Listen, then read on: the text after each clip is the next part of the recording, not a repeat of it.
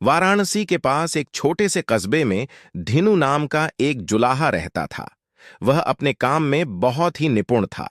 उसकी बनाई हुई कपड़े की चादरें और वस्त्र इतने कोमल और सुंदर होते थे कि देखने वाले दंग रह जाते थे।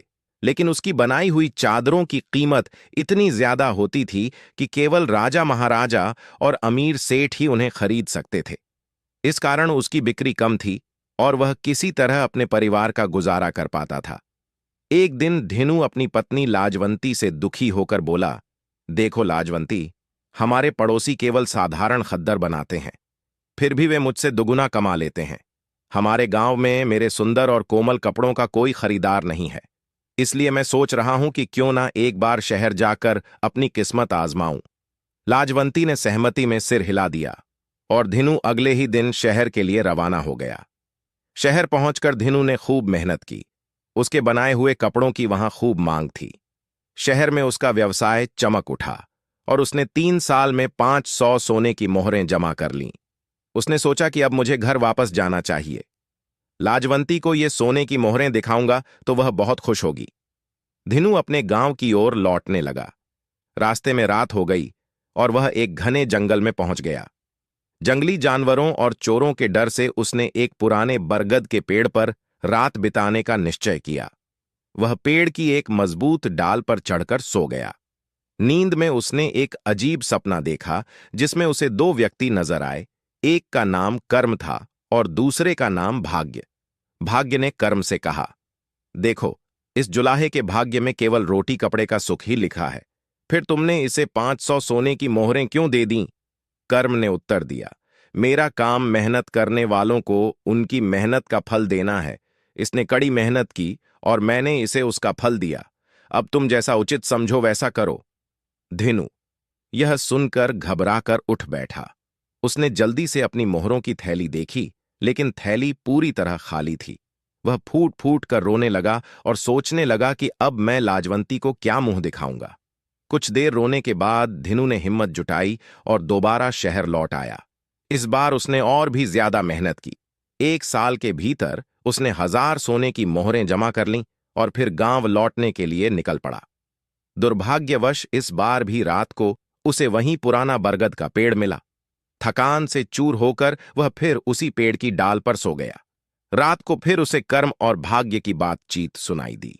भाग्य ने गुस्से में कहा, कर्म, तुमने फिर से इस जुलाहे को 1000 सोने की मोहरें क्यों दी? यह उसके भाग्य में नहीं है।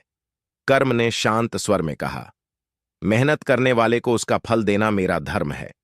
सुबह उठने पर धिनु ने अपनी थैली देखी तो वह फिर खाली थी। इस बार उसका धैर्य टूट गया। वह खुद को फांसी लगाने के लिए पगड़ी का फंदा बनाकर पेड़ से बांधने लगा।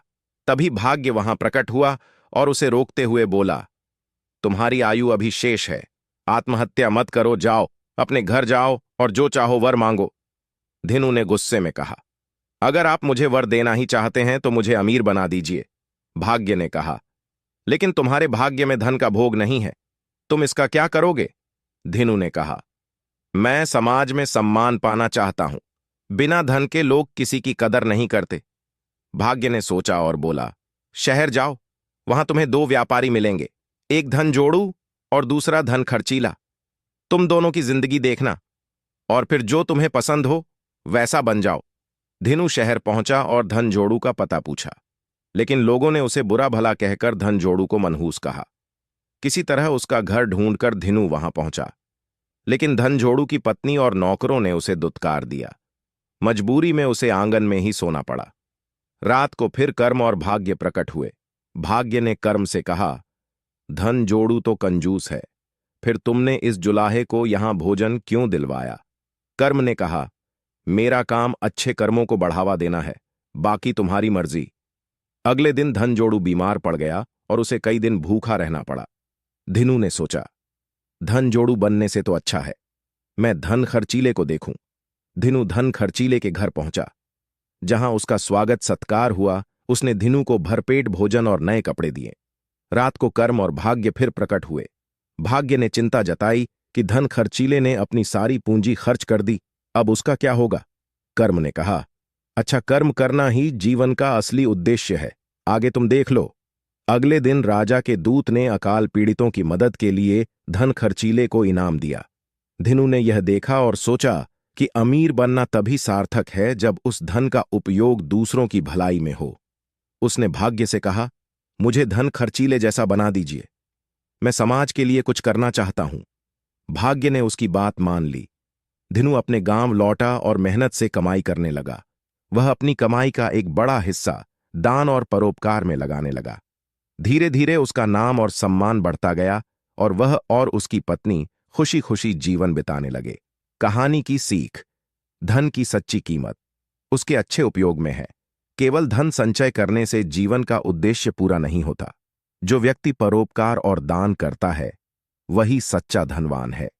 जीवन में मान सम्मान और संतुष्टि तभी मिलती है जब हम अपनी मेहनत से अर्जित धन को दूसरों की